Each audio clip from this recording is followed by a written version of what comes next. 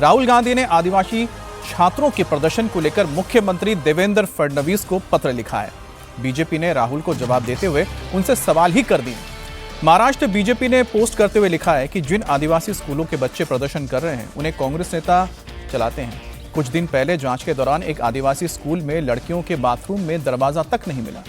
इस स्कूल को भी पूर्व मंत्री और कांग्रेस नेता वसंत पुरके चलाते हैं। बीजेपी ने कहा कि कांग्रेस की सरकार के दौरान आदिवासी स्कूलों का दुरुपयोग किया गया और राहुल गांधी को ये ड्रामा बंद करना चाहिए। दरअसल राहुल गांधी के पुणे में छात्रों के गूंज कार्यक्रम में एक आदिवासी छात्रा शामिल थी।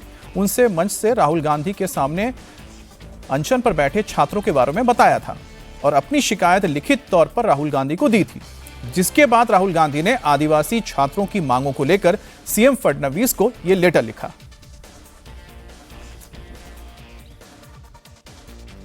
मैं जो मांजरी में पिछले 10 दिनों से भूख हड़ताल चल रहा है, जो मेरे भाई बहन जो अनशन पर बैठे हैं, वहां से मैं आई हूँ।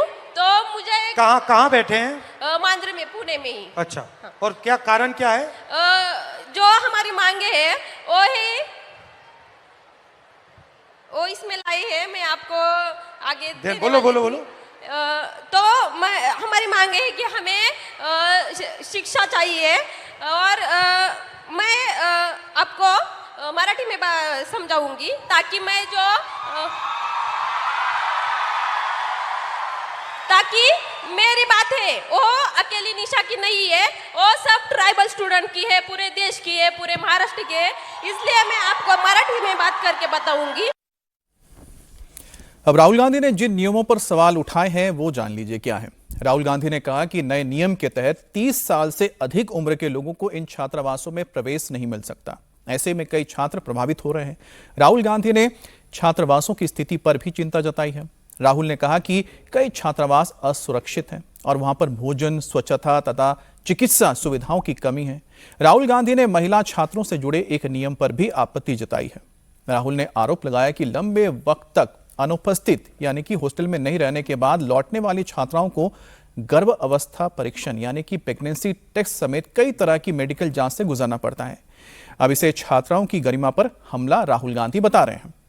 अब राहुल गांधी के सामने जब ये तमाम चीज़ें रखी गई थी उस वक्त के दौरान, तो आपने देखा होगा कि किस तरह से राहुल गांधी ने उनके शिकायतों को सुना। उसके बाद उन्होंने इस चिट्ठी को पोस्ट भी किया और सवाल उठाए, जिस पर सरकार की ओर से जवाब भी आ गया।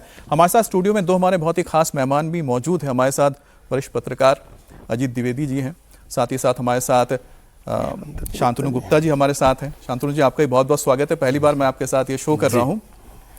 देखिए अजीत जी, पहली तो चीज़ एक ही है कि अगर राहुल गांधी ने सवाल उठाया है, ठीक है, तो वाकई में वहाँ पर स्टूडेंट्स को परेशानी होगी ना, तो सरकार को तो वो परेशानी दूर करनी चाहिए। सरकार 10 दिन से क्यों नहीं कर रही है आदिवासियों के जो छात्र हैं बैठे हुए हैं उनकी परेशानी को दूर?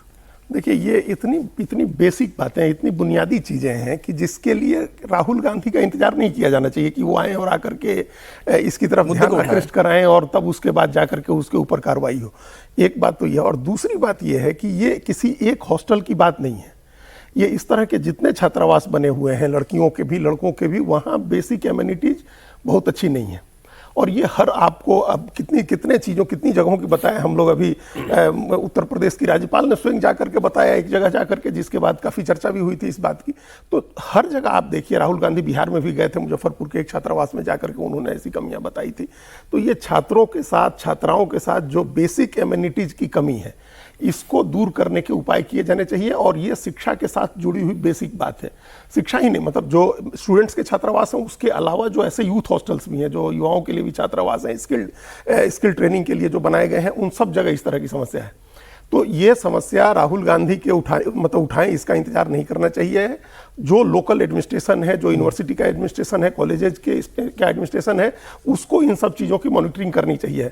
और सबसे ज़रूरी ये है कि जो वार्डन होते हैं, वार्डन के ऊपर दूसरे लोग होते हैं जिनकी जिम्मेदारी होती है, उनको जिम्मेदार अगर नहीं ठहराया जाएगा तो इस तरह की समस्याएं होती रहेंगी। लेकिन अजीत जी, इसमें अब जिस तरह से सरकार की ओर से, शांतनु जी, जो हमने बताया कि सरकार की ओर से कहा गया कि जो हॉस्टल चलाए जा रहे हैं वो तो कांग्रेस के नेता चला रहे हैं, लेकिन उसमें भी एक जो अहम बात राहुल गांधी ने कही है, ये प्रेगनेंसी टेस्ट की क्या जरूरत है सर? वाकई में सही सवाल है। देखिए, जब भी इस तरह के जो भी लिविंग इंस्टीट्यूट्स होते हैं, जो रेजिडेंशियल इंस्टीट्यूट्स होते हैं, उसमें पूरा जो स्टूडेंट्स है उसकी जिम्मेदारी सरकार के ऊपर होती है, जो चला रहे हैं उसके ऊपर होती है। जो लंबे समय के बाद कोई महिला छात्र आती है, तो ऐसे पास्ट में केस आए कि वो महिला प्रेग्नेंट हुई, तो फिर जो उसके पेरेंट्स हैं वो तो आपसे जवाबदेही मांगेंगे कि आप महिला क्या सुरक्षित क्षेत्र पर नहीं है। तो ऐसे कई इंस्टीट्यूशंस में ये पुराना रिवाज है, पुरानी एक प्रोटोकॉल है कि अगर लंबे समय के बाद आप छात्रावास में वापस आई हैं तो प्रेगनेंसी टेस्ट होता है, जिससे कि भाई हमारे यहाँ ऐसा नहीं हुआ, कोई हमारे यहाँ कृत्य नहीं हुआ, हमारे यहाँ आप सेफ हैं, आप अपनी मर्जी से जो करना चाहते कर सकते हैं, लेकिन हमारे यहाँ जो रूल्स हैं वो फॉलो होते हैं। तो ये कई आश्रमों में, कई इंस्टीट्यूशंस में, कई लिविंग इंस्टीट्यूशंस में, कई रेजिडेंशियल इंस्टीट्यूशंस में इस तरह के प्रेगनेंसी टेस्ट के प्रावधान होते हैं।